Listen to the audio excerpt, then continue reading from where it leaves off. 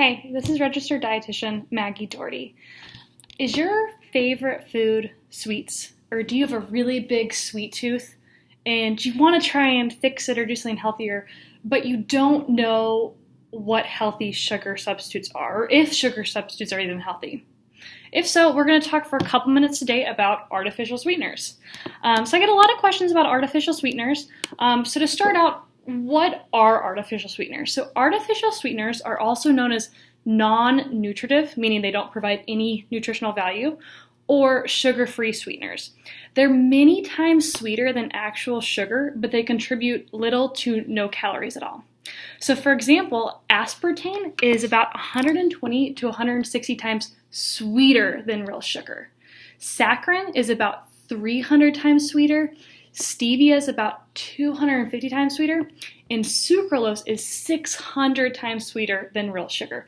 So that means if you're swapping out packet for packet, if you switch from, one packet of regular sugar in your coffee to sucralose, the sucralose is going to taste way sweeter. So you may not need as much. So a lot of times you can look on the Splenda package and it'll give you an equation. So if the recipe calls for 1 cup, maybe you only need a 1/4 cup. So make sure you look for that and know that it's going to be sweeter. The next question is, can artificial sweeteners be bad for you? So too much of anything can be bad for you. Artificial sweeteners are regulated by the FDA, and there's 8 that are approved for use. You can go to the FDA website and look those up. I can't pronounce them all, so I'm not going to say them all.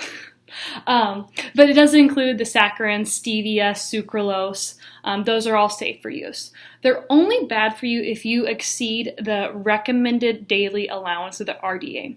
So for example, you'd have to consume 75 packets of Equal or 23 packets of Splenda to exceed that amount. So it can be difficult to actually over-exceed that amount. So if you're having some in your coffee, some in your muffin or your oatmeal, and maybe a soda here or there, you're likely not going to exceed it unless you're having a significant amount during the day. So just keep that in mind. So it's only bad for you if you have an excessive amount. How do artificial sweeteners affect appetite? They actually have minimal effect on appetite or intake, but the consumption of artificial sweeteners can lead to a compensation energy intake. So for example, if you sit down for lunch and you have a sandwich and you have a Diet Coke, you know the Diet Coke doesn't contain any calories, so you might compensate for having a bag of chips with the sandwich. So just make sure you don't think that you've saved the calories by choosing diet soda instead of regular soda, and now you've earned the right to splurge on extra chips or dessert, because then you're back at ground zero with making up the calories. So how do artificial sweeteners affect body weight? Substituting non-nutritive or sugar-free sweeteners for regular calorie versions can be used for modest weight loss, weight maintenance, and blood sugar control. So they can serve a pretty good purpose if you're trying to lose weight, maintain weight, or control your blood sugars. Next question I have is, are drinks labeled natural healthier, or does natural even mean sugar-free? So natural doesn't mean healthy, and it doesn't mean sugar-free. So for example, one thing my dad actually taught me when I addressed this question with him was he said, gasoline is natural. So a product could have gasoline in it, hypothetically, and it would be natural.